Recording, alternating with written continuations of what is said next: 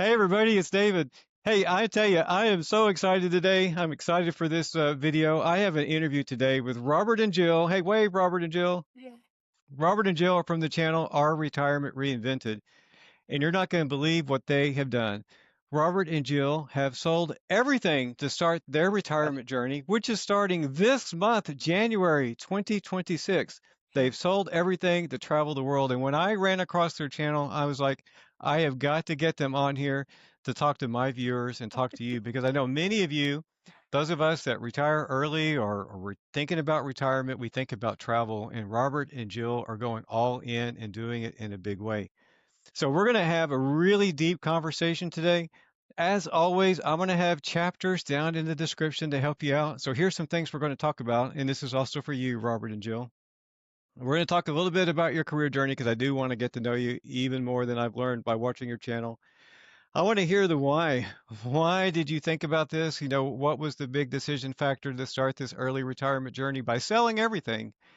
And then we're going to talk about the what, the description of your travel plans. You have some amazing ones in this first year. I just can't wait to hear about it. And then also the how. I mean, how in the world are you paying for all this? And you got to tell the story about your mortgage. I just blew my mind when you mentioned that. And then I want to hear a little bit about your alignment as a couple, your decision to start YouTube. You're new on YouTube. You have a great channel. I think I've watched every video and they're just Thank terrific. you. And then finally, I'm a big old chicken. I have not stepped out of the United States with the exception of the occasional cruise. I want to hear your advice as someone like me who's thinking about really stepping out there and seeing the world, and what would you say? And then finally, we're just going to talk about you as a couple and just want to celebrate you and your journey as it starts. So that's what we're going to do today. Are you ready, Robert and Jill? Absolutely. Yes, absolutely. All right. Well, here's the awkward moment. I wrote out a little introduction to make sure everybody knows who you are. I'm going to read it for just a second. So just have some awkward silence while I do this. Okay. All right, fellow David in Progress watchers. Here we are. I'm joined with Robert and Jill from the YouTube channel Our Retirement Reinvented. They're a Gen X couple who have been married for 29 years. You've raised two sons and recently made the bold decision to sell their home, downsize their lives, and travel the world, which is just, again, amazing. Robert is a military veteran who served in Iraq. Hey, just real quick, I want to encourage everyone to watch their Christmas message from a couple of days ago. Oh, it was so good. Thank Yeah, you. And and you realize that you didn't have to wait till a traditional age to retire. You wanted to go ahead and get going.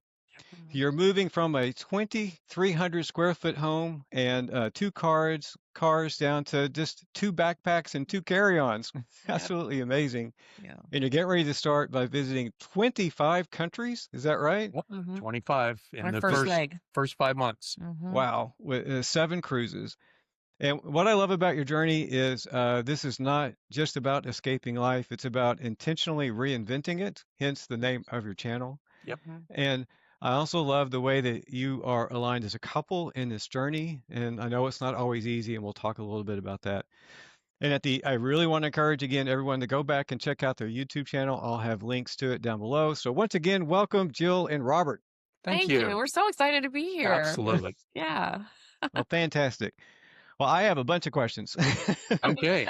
Okay. We're ready uh, for I told Robert, we talked just a few minutes before this, that I talked about you at a Christmas party yesterday because I was with a bunch of Gen X people around our age, and my wife and I are the only ones retiring, and there are some getting ready, talking about traveling. I was like, oh, you got to meet Robert and Jill. I'm so excited. I'm going to be talking to them soon and hear about their journey. So, if nothing else, the people from yesterday's Christmas party are going to want to watch this. That's great. good. So tell me a little bit about yourselves and your journey, your career journey, and about your family leading up to this decision prior to deciding to retire early. uh-huh. You want me to start with Yeah. mine, I Yeah. guess? Yeah. So, Sure, go ahead. yeah, I'll start with mine because where we come from, I'm basically a hometown kid. I grew up in the desert of California. Jill and I live in Palm Springs. We've been married for 29 years. I originally got out of high school, went into the Army for 4 years back in the 80s. Spent time in Korea. That was actually my first foreign country I'd visited. It was my desire to go to Germany, and the Army just kind of looked at the map and said, "What's on the other side?" and sent me to Korea. That's a whole nother story, which we do have a video on. I was in the Army for 4 years, got out, got into the hotel industry. Um, Palm Springs is very big for tourism. And so I was in the hotel industry when I met Jill. Knew 2 weeks after meeting her that she was the girl I wanted to marry. Oh, Took longer for her Yeah, to took to me a make a minute. decision on that, but I hung But in that's there. how I am. I hung in there like a tick. And we got married. Things took off, and your career started to climb at that point. Mm-hmm. Um, and eventually I became a stay-at-home dad because Jill's career took off, and she'll mention what her career is in a minute. And then as a stay-at-home dad, September 11th came, and watching the towers fall on that day, I looked at Jill and I said, I don't want to live watching history on CNN. So after a 14-year break, I rejoined the military. I joined a National Guard unit, and my National Guard unit got called up, and I was sent to Iraq, mobilized in 2004 and touched down in Baghdad in 2005, and I was there for a year. wow. You were gone in total a year and a half. I was gone a year and a half, and was a huge defining line. That was 20 years ago. 20 years ago today, I was days away from finally going home, our unit rotating back. So it's interesting that this is also kind of a 20-year mark. We're going to have this radical shift. Yeah, before and after. As we talked about our lives, we very much, or at least especially for me, there's before the war and after the war when I think about the blocks of time in my now 60 years of life. I just turned 60 last week or this week. I don't know. Tuesday. The 23rd. A couple of days ago. Yeah. That's what happens when you get old, you forget stuff. I understand that. So, After you got back. yeah, then after I got back from the war, and my time expired, I joined Department of Homeland Security working for TSA, and I was a training instructor for TSA for the majority of my time there. And I retired, what did I say, 35 days ago? Yeah, November 21st. With almost 18 years of time with TSA, and with my military time added in, it put me over a 20-year mark that allowed me to retire sooner than I thought I could. Well, that's quite the journey. And I can imagine between both the military and the TSA, what a bunch of stories you would have, if nothing else, on your career as well. And Jill, what was that like for you? As Robert, re-enlisted and joined, you're raising two boys and everything. And again, that video you did a couple of days ago was so touching. But tell us a little bit about your journey. Well, I'm a Midwestern girl. I grew up in the suburbs of Chicago, so that's where I'm originally from. I went to college and have a business degree, and ended up moving out to California in my late 20s and met him, and we got married and had our children. We have two sons. They're now 27 and 25. And I had started a career in business, and when I got settled and we got married, I ended up getting a little job at a tribal government gaming casino in Palm Springs, so Indian Gaming. And basically over the next 20 plus years built a pretty spectacular career in gaming and hospitality and tourism, and ended up leaving as a director of advertising for 3 casino properties where we live. I left that and went to the local tourism bureau, Visit Greater Palm Springs. And I worked there for almost 7 years and loved it. And I did marketing and event management, and worked with the sales teams and traveled a lot. And I loved it. Absolutely loved it. I think that was your favorite job. That was my favorite job. And in all of that, September 11th had happened. I was working at a gaming property. I had an hour commute one way at the time. He joined. At the time, his contract was a deployment of 6 months maximum. We talked about that. But then the federal government changed the rules. Changed the rules. Well, it's 1 year. Nope, it's one and a half years. And now we can deploy you as many times as we decide. Right. So our boys at the time were 4 and 6. So it was very, very difficult. he left, I instantly became a single mom, and so I have a heart now for single parents who are trying to work and raise the little ones. It's just a tough, tough place to be. And he got home, and everything was great. It took a little while to adjust after he got home, of course, after having been gone a year and a half. But we made it through that, and then COVID happened Yes. and I lost my job. Tourism, of course, hospitality, travel, like most industries, just absolutely tanked. Mm. And when it became evident it was going to be a little longer than 2 weeks to flatten the curve, I went out. I was out of work for months and decided that I had to do something. So fitness and working out is a large part of my life. So I went back to school. I went to our local Oh, community college. It was all really? online because it was 2020. And I'm Yes. in class with a bunch of kids that were literally my kids' age. And I ended up getting kinesiology credits and became a certified personal trainer. And Wow. it's a long story. The sum of it is the gym I worked for, the owners I knew very, very well, and they decided to open another gym, and they asked me to help them open the business and run this gym. So for the last 3 years, I was running a small personal training studio, focusing on strength training for adults 45 and over, Yep. which is what I love. That's like my heart, my passion. So I ended up leaving the corporate. Well, I had gotten a small job back shortly at the end of Hmm. COVID, end of 2020. So I left a big corporate job, making a lot of money and benefits, to go run a little gym. So Well, you know what? In what I'm hearing from both of your journeys, I'm hearing a couple of things. One, it sounds like each of you in your separate ways, in some way, you have done some travel and you've seen some of the world, and you discovered through this journey that there were things that you liked to see around the world. Does it sound mhm, right? Oh, mhm, absolutely. absolutely. And another thing that I'm hearing, which I think is important, is that here on the surface, it sounds like this is a really courageous, sudden thing, but you've been doing courageous things throughout your time together.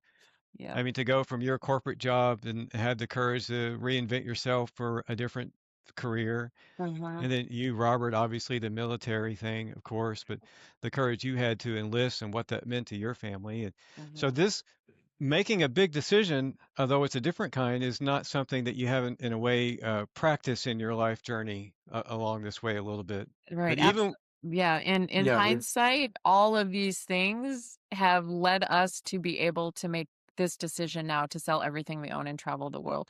We, of course, in our life, we didn't think that this would be where we'd be today.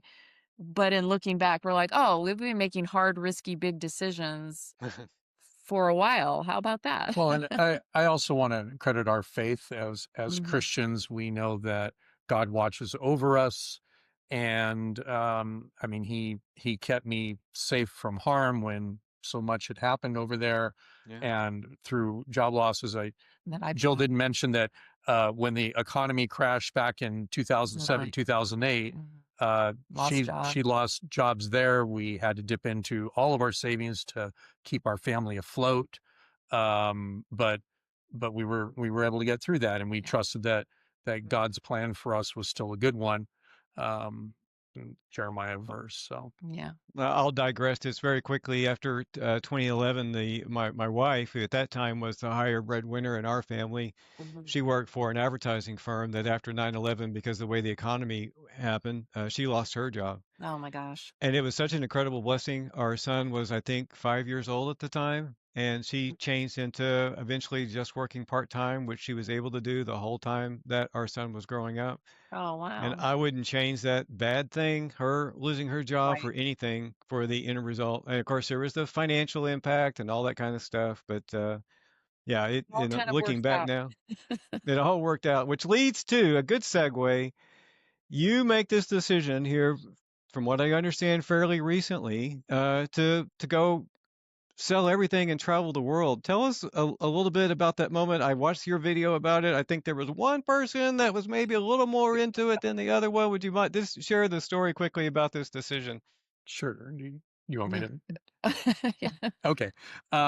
So about 2 years ago, we had actually conversations with some friends, and they travel a lot, and they're like, "Oh, let's do a Christmas river cruise in Europe and go to the Christmas markets." And we were like, "Wow, that sounds great, but I hear they're kind of expensive." So we watched a number of YouTube videos on Christmas markets, and looking at the prices, we're like, "Yeah, that's just a Way out of our whole lot of price money." range. We could stay in the country for the same amount of money that a week-long river cruise would be. Mm. So, That was the and original yeah, that was kind of the seed. original, Like, wow, we could stay a month yeah, and not spend as much. Yeah. genesis of this story Yeah. was, well, gosh, I'd rather spend a month than a week if I'm going to spend, $10,000 or whatever it was. Yeah. And so we started, of course, the YouTube algorithm sends you, similar content.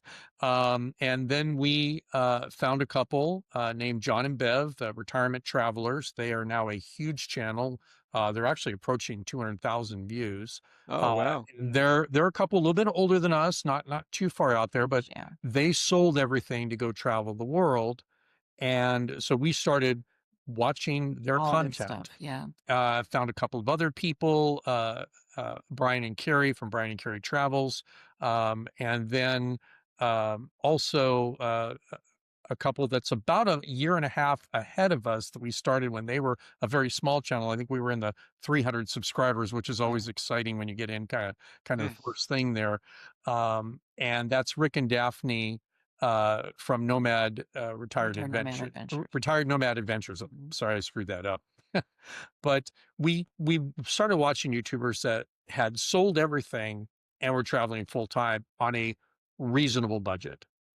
And so that really started the discussion about, well, what if we sold what if we did we this? want to travel the world.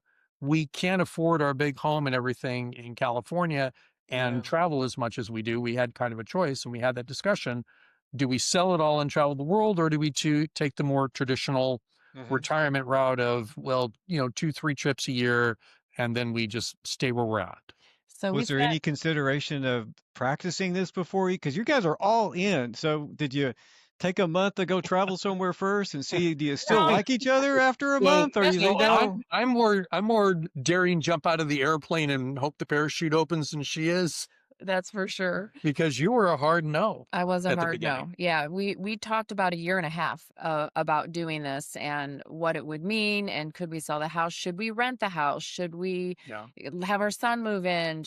At the time, my father was living near us, and he was older, and he was still living independently, but we were helping him. And we had a dog, and I didn't want to sell the house. We'd been there a long time. We raised our family there, and I was had a 2.25% mortgage. 2.25% mortgage. Yeah. So we were looking at our finances, and it became more and more evident that we could actually afford to go do this and live in other parts of the world in a not expensive way. And we had the resources to do that, which I know we're going to talk about in a little bit. And I was like, well, as long as we have my dad is living, we're not going to go. And and you were okay with that. And and plus then the dog, the dog, we were going to leave the dog. We loved our dog Dawson. So then in 2024, unfortunately, we suffered a lot of loss. I lost my sister. I have 2 younger sisters, and my youngest sister passed, and then our dog passed, and then my father died, and then my mother died. Oh, wow. Span of about 8 months. And as those things do, they have a way of sort of recalibrating how you look at things. And we got to the end of the year last year, and I was like, you know what? Let's just do it. Life is too short. My dad's not here, my mom and my sister and our sons were out on their own, supporting themselves. So last year, it was about December last year, we're like, are we going to do it? Are we going to do it? And there were a couple of financial things that came into play. One specifically about my federal retirement, where I had not bought back my military time because I thought it was going to be super expensive. So in the federal government, if you do full-time military, you can buy back those years as retirement. And when I originally looked at it back when I started there in 2008, it didn't seem like it was going to be helpful. I was going to, quote, have to wait till 62 anyway, so I didn't buy it back. With more information later on about all the same time all this is going on, I found that if I bought back my military time, it would give me 20 years, and that means my full pension would be paid at 60 and not take a penalty deduction waiting till 62. Yeah. Oh, So that was like, okay, awesome. That's exactly what I'm looking for. Yeah. And we'll talk more, I think, Yeah. about those specifics. But yeah, anyway, yeah, and, last year we decided let's do it. And a year from now, which was last year, we're going to leave our jobs. We're going to work on selling everything. And we did. So in January of this year, of 2025, we just started giving away, selling. I left my job. We sold my car. Yeah. It got real fast. You're And real fast. So you had that Yeah. that 2024 why moment, which is actually a succession of several different things, mhm. and that why moment in your head. But if you were to summarize, like in a, I don't know, a one sentence why that you could share with other people, what is your big why for this journey? Oh gosh, I would say that that everyone has a dream in their heart and you should do whatever you can to pursue it. I would say Yeah. for me, life is short, and waiting, you may run out of time, and because you don't know how long you have. Mhm. And that's something that obviously through my experience in life, um, you just don't know how long you have.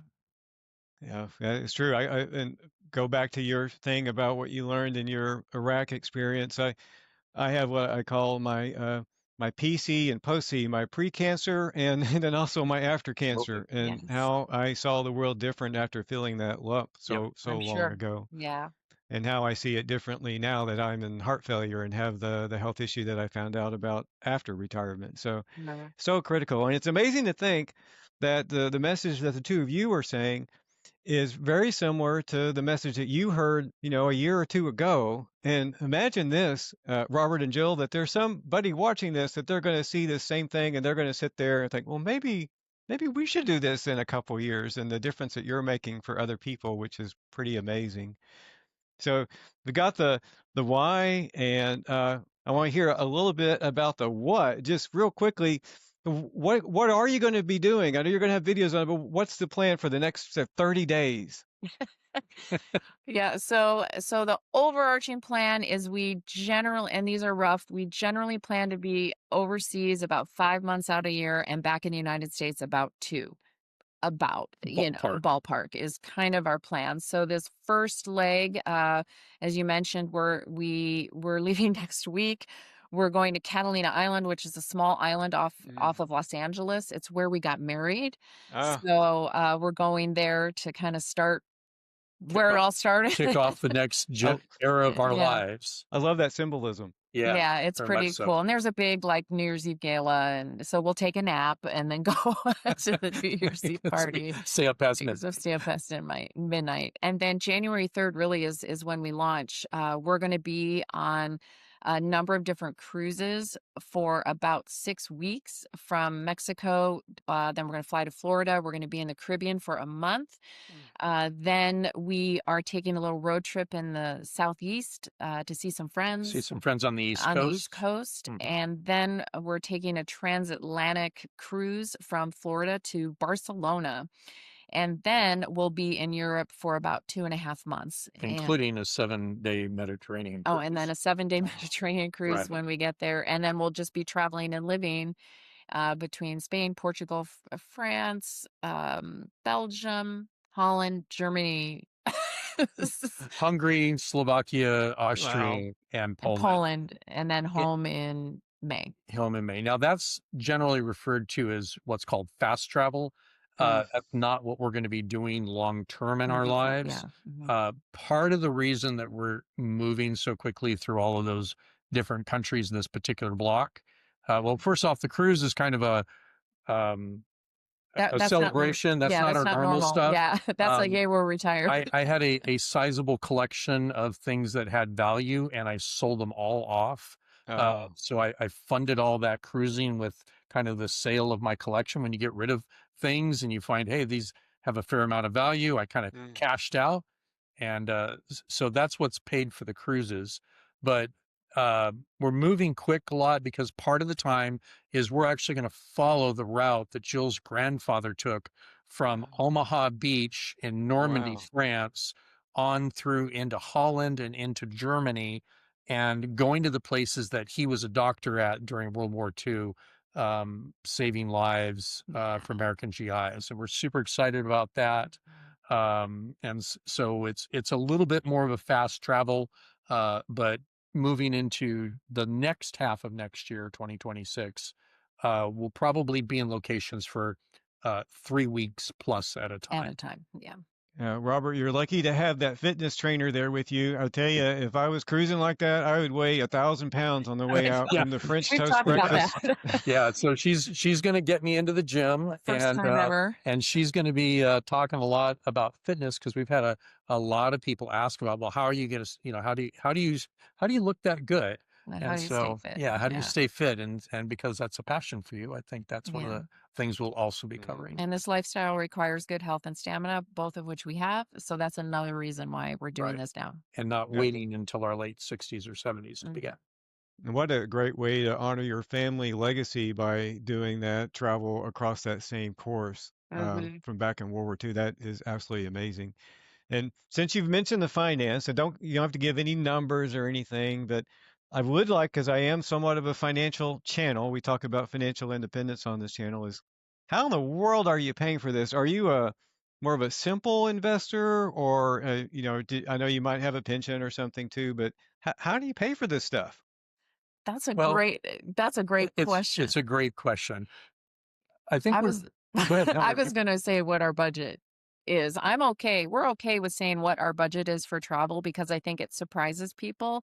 So our budget is basically $5,000 a month. So we're looking at $60,000 a year. We think we're probably going to be at about 65,000 a year with some of the travel expenses. Mhm. But I like to say that for context because people are really surprised. And when you think about it, we've by selling everything we own and reducing our expenses, we're living now on half of what it cost us. So right. that's a good financial decision This in any case. And we're just going to have the fun of travel because of that.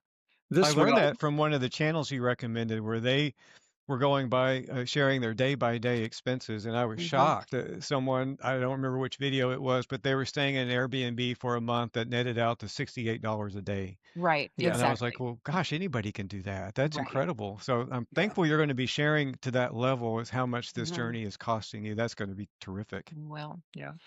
I think from a preparatory standpoint, we didn't actually plan for this. We planned to retire. I think like a lot of Gen Xers, we kind of looked at our parents' route, right? Like, okay, you work till 62, 65, 67 for that full Social Security check, right?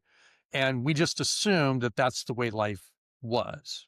And we tried to put money into 401k as best we could while raising kids and living life and Mm. uh, still giving experiences. And it's difficult. We didn't, Jill made decent money, but you weren't, the top paid person by any means. And uh, quite frankly, TSA doesn't pay a whole lot. uh, it's a decent job, yeah. but you're not going to get rich, at least at the level that I was. And so I think kind of the consistency of small investments, smart decisions earlier on where, we didn't over leverage our house. A bunch of our friends lost houses in the housing market because Mm. they over leveraged. We kept with our same starter home Wow. quite a while. Then we bought our dream home that is in our video that we just Mhm. sold after the market crashed because all the In prices went down. 2009. It Yeah. was almost half of what it first listed as. Yeah. Mm. And so we bought then, and we just lived a reasonable life, I think, financially. But when you thought about world travel, you think you're going to have millions of dollars to do that. And And we they do really not have don't. millions. We don't even have a million. So to answer, I guess to sum up the question, Robert has a pension from the government. I have a very small pension, it's just a few $100s from a former job. We both have 401k investments that we've had through our career. And then probably the big thing, I got a little bit of money when my parents died, not a lot, under 100,000, but an IRA that my mother had. And then the big thing though was our house. Was the house. Selling our house provided us with a lot we had a lot of equity in the house. So we have a financial planner that's helping us with our investments, and it's not anything crazy. It's just a pretty standard mix for And where we are in life and what we want to and we do. were actually shocked because when we were talking about this, our financial planner is also a close friend of ours. Oh, that's good. And when we went in, I was fully expecting him to go, "You can't do You this. You're guys going are to go crazy. broke. There's no way you can afford this." And it turned out that actually He was he's like, like, "Mom, "Yep, you're able to pretty do good this." And we're shape." like, "Really? That's great." Well, and I think it's because the expenses of the house and Yeah. all the affiliated stuff Yeah. that, in Southern California, that's a significant No, amount of money. true. Yeah, And it's especially where you guys live. You live in a very high cost of living area, and you're Mhm. shedding all that to go somewhere else and do I something know. else. And one of the things that I think is great is that when you retire early, like you guys are, and you have a high skill set, which you have, and new skills you're going to gain by doing this stuff. If it doesn't work out, you just go back to work. You'll figure something out. Right, Yeah. you're right. A good Yeah. friend of mine, like we didn't sign a contract for life, so like if we want to change it, Right. we can change it. And we're stair stepping the investments between, the house money because we don't get taxed unless of course we take out money from interest earned. He'll start Social Security at 62. We're trying to push me as far as we can because I've earned more income Mhm. over my life. So we're trying to get me as close to 67 as we can. I'm only 58, so I'm not able to get into my IRA accounts yet. I got to wait till 59 and a half. So we're stair stepping the way, and we realize we have less income now because I don't have my IRA, we don't have Social Security. So we know that more will come out of the investment now, but as we hit those ages, we'll have more Mhm. resources available. I think one of the Uh, big things that I learned about, and it's going to be common probably to all your yeah. viewers, but I was a complete novice at all this, was understanding the concept of the bridge, having money to Mhm. bridge you from Right. when you want to retire From to now when all of a sudden you get, your 401k or your Social Security and Medicare and and healthcare. Medicare and healthcare. Mm. So Yes, that was a kind of a huge lesson that I learned and stumbled into being successful at it without really knowing what I was doing. So No, you're very fortunate, and I love that statement there that you stumbled into it without knowing what you're doing. It just I feel like a lot of people in our situation have stumbled into it. Mhm. Or to me, the lesson is that you can stumble into it. You can figure it out late, or Yeah. it's really just not that complicated. Just a few small things. And in yeah. your case, you got some good advice that is helping you out with it. And I hope you share some more of that as your journey goes. I'm 58 this year, 2026 coming up. I'll be 59 and a half. So I'm very excited for that Yeah. big milestone. And then getting to 62, and of course, I'm dealing with the healthcare thing. Don't want Mhm. to get into it now, but I hope you do a video at some point about how you're handling healthcare, especially international throughout this whole thing, Yeah, which will I do. think would be a great video for some of us. Uh, and I do want to hear, especially from you, Jill, this journey as a couple. We go back to that house, that 2.5% mortgage. Yeah. Was your second ever house, if I remember from Yeah. that video. Big house, 2 And stories. the story that got me was the dent in the wall from the boy going down the stairs. Yeah. Oh, And now the house that we're in here, we've had our entire marriage. And I think about the emotion of selling the house and the emotion in leaving our son. And, uh, what your alignment as a couple, just a little bit about your plans for that. yeah, and that's actually something we've talked a lot about Yeah. because we have, people we know that, as we mentioned earlier, just, kind of their kids leave and you're looking at the person like, oh my gosh, I don't even know you. So, the emotion of selling the house hit me a lot harder. Not that you weren't emotional, Yeah. but it hit me a lot harder. And we made some repairs of the house and painted. And just I remember as the hole in the wall, the drywall from when our son rode the laundry basket like a toboggan and bumped through the drywall. As that got fixed and things got painted, it was almost, Mm, it felt like it was erasing memories, which it isn't because we still have the memories. right. And Throwing out all the memorabilia. throwing out the You memorabilia know, was the hard. But where I got to was that for me, home is not a place, it's a Mm, feeling. wow, And yeah. my home is with him and Yeah. our sons. And it doesn't matter the physical structure we're in. Now that's easier said than done. I'm still like, especially at Christmas time, it's hard. We don't have our traditional Christmas this year. But we, through our marriage, have really worked hard to stay connected, which is easy to lose in the thick of raising kids and Hmm. working. We've talked about, like, you feel like my roommate right now. We need to do something to connect. We've had those conversations many times over the almost 30 years we've been together. Mm, And then as we've talked about, now we're going to be spending more time together than really we ever have. We had our first son a couple weeks after our first anniversary. hmm. So that's going to be an adjustment. We're acknowledging that. We're talking about that. We've kind of come up with little code words like, I need to go get a workout, so I'm going to be walking away right now, and I think because we've talked about it and we have a plan to address it and we've been together so long, like I know when I'm getting on his nerves or not that I ever get on his oh nerves. no, never. But I think the key is preparing for the inevitable and having a plan to address it. And at the end of the day, remember we're on the same team. It's team Yeah, us team us. versus a problem, not us versus each other. Yep. And because we've handled these huge changes in our marriage, Mhm. from his deployment to my losing multiple jobs to COVID to we had a pregnancy loss. We've just figured it out, and so we have confidence going into this. We're just gonna figure it out. Might be bumpy, but that's okay. We've done bumpy. Yeah. Yeah, I love that. We've done bumpy. That's probably the quote of the video, I think. And you read the statistics, and I see so much about couples that when they retire, suddenly there's this concept I think you've heard called gray divorce, and people tend to separate, and we get so focused on the financial part of wanting to retire early, and I think a lot of people get caught up in that, or maybe the I hate my job so much I want to retire early that you forget about the important thing, which is that partner that maybe Uh, you have, and how do you, put it all together. In my channel, I call it Net Life, where we focus not just on our net finances and our net worth, but also our net life, the whole right. picture. My wife and I, we make sure to have time where we're away from each other. And Yes. then we also, as you talk about being intentional, we have our intentional time where we are together. We call it Fun Friday. And it makes us be creative to do something on that day.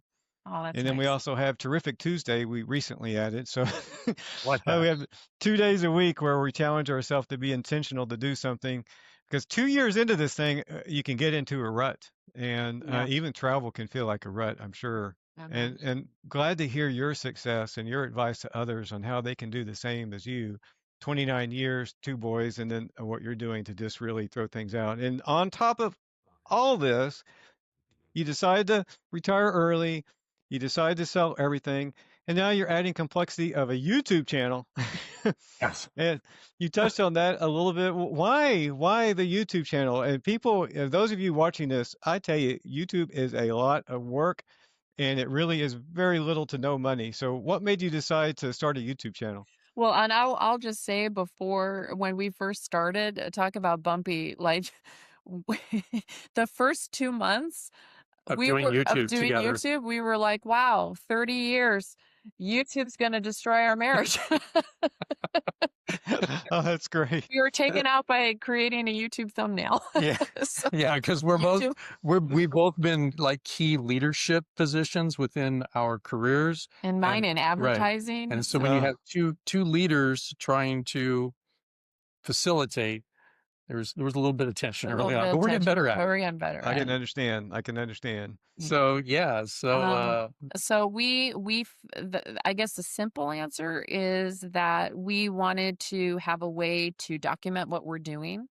We wanted to have a way to show our children and our grandchildren where generational impact yep, is hugely important in our family, and we wanted to leave a legacy of non-traditional travel and what we did, so our generations can know that yeah, and document that. So YouTube seemed to be the best way to do that. And then telling the story. yeah. So the several years ago, or a couple years ago, 2023, uh, we went and did some mission slash aid work in Africa and Mm, Uganda. And as Christians, we felt the Holy Spirit tell me specifically, because I'm the storyteller. God told me to just tell the story, and I thought he was just referring to the story of Uganda mhm, and what we would experience there and the rest of that. And it continued on, and when we started to look at YouTube, like, I don't want to do this. I want to just travel and enjoy everything. I don't really want to spend time thinking about algorithms and how to phrase Editing things and and editing. script. And God's like, well, but I told you to tell the story. So it's kind of a two-part thing where in the words of the Blue Brothers, we're on a mission from God, so to speak. Oh, yeah. But also just that legacy part. It was kind of a combination, and so we kind of regrettably decided to do YouTube, and I actually enjoy it, but good gosh, there's a lot of time it Yeah, takes. it's But taking more time than we. I like it. It's a I have a skill set for it. You're so great on camera. Mhm. So yeah, Well, we just dove in, and here we are. Published our first video in September. So it's been October, November. Yeah. It's been 4 plus months. We're just under 400 subscribers, so we're still Yep. very new. Had our first over 1,000 video. That's just yahoo! Yay! I It's think almost it's at at three. 3. I It's think almost it's at at 3. 3,000. So she's the runaway success. Mine not so much, but that's okay. It's Yeah, but we just want to tell the story, and hopefully we can inspire, educate, inform, and not everyone selling everything to travel the world is not a no. traditional way to retire, and you don't have to do that, but we're hoping that what we're doing may inspire people to think a little bigger about what they Mhm. really want to do. And Now, we're well, also open to bring a little bit more of the people that we meet. Like, one of the things that I'm passionate about is bringing the stories of those we encounter, not just our story, mm, but the people that we meet along the way. And then being able to share, because everybody's like, well, what's it like? mhm. And we want to show what it's really like, not just the Instagram shot. Yeah. Oh, wow, amazing. And then I'm assuming you're going to share both the good and the bad and all that as you do this travel. And Mhm. uh, thank you so much for your commitment. I tell people I do videos sometimes to get lots of views, but most of my videos get very few views. And I picture 100 views. I picture 100 people in this house listening to whatever silly thing I have to say, and that is a lot of people. And you can picture in that 300 square foot cruise ship cabin, 100 people squeezed in there watching your video and learning something from you, just as you did from all those other great channels you mentioned. And Yeah. what a difference you're going to make. And like you, I don't have grandchildren yet, and I'm totally picturing a grandchild 20 years from now. They fire up YouTube, assuming it still exists, and my son can say, "Look at Grandpa. Wasn't he weird back then? Yeah, Look at the stuff he did." And I yeah, think it's just going to be exactly, a great legacy thing. exactly. Well, I wish you the best of luck on your YouTube channel. Thank You know, you. people who have stayed this long, they're going to definitely want to see it. I'll have a link to it. And I'm going to write down the names of those other channels you mentioned and put links to theirs as well down in the Oh yeah, description. please Yeah. do. They're wonderful. But YouTube's a big place. There's room for a lot of us. So Yeah, 1 billion people on the whole YouTube thing. It's just amazing. Well, Yeah. I do want to, I've taken so much of your time. I want to land the plane here. Uh, Final advice. So, if you're thinking of another couple or a person single thinking about retiring and that even has an inkling of considering doing what you have done, selling everything, traveling the world, what's that final bit of advice you would give them? Well, I would say start with your dream and work your way back. Don't start with where you're at and where you need to go. Start with where you want to be and then figure out the steps to get there. And practical advice would be pay down your debt, save what you can, look at your assets, and really evaluate what you need versus what you want. That's fantastic. She always says it best. I would add in from my standpoint, just from the financial end, stop buying stuff you don't need. Yeah. When we got rid of everything, like I just bought this like 2 months ago, and there's that emotional part of I'm wasted my money, and it was something I didn't even need in the first place. So Uh, number one, stop buying things. And the things that you do buy, we follow the 90% rule. And if you mm, do a YouTube search on 90% rule, you'll find out what that is, which is essentially you either love it or you don't buy it. mm. Period. Not just Uh, because you can, which I think a lot of Americans get trapped into, like, oh, I got plenty of money, I can get this, I can get that. Um, Only buy it if you absolutely love it. That makes complete sense. I was a Dave Ramsey guy. I would always say in my Okay. Yep. head, I want to, live like no one else today, so that I can live and give like no one else tomorrow. And you guys Absolutely. are in that tomorrow, which is just fantastic. And again, I'm so looking forward to following your journey Thank you. and watching all your videos on your channel as you move forward. And I'm not going to sell everything, but maybe you'll talk me in to go into the Mediterranean or something at some Or you can time. And clean out your garage. Maybe start with Right. that. I'll start out with the garage. I don't want to give up the bumps in our walls, but oh my gosh, so excited for you and your travel. Thank you so much for joining the channel and being here. For those of you that stuck through this whole thing, I can't say it enough times, go out and subscribe to their channel. I would say, I want to tell you some places that we dream to go, send you first so you can figure it out Okay. for us, that kind of thing. And Sure. I just look so forward to learning more about your journey. And thanks again for joining me here on my channel. Thank Thank you, you. David. Appreciate that.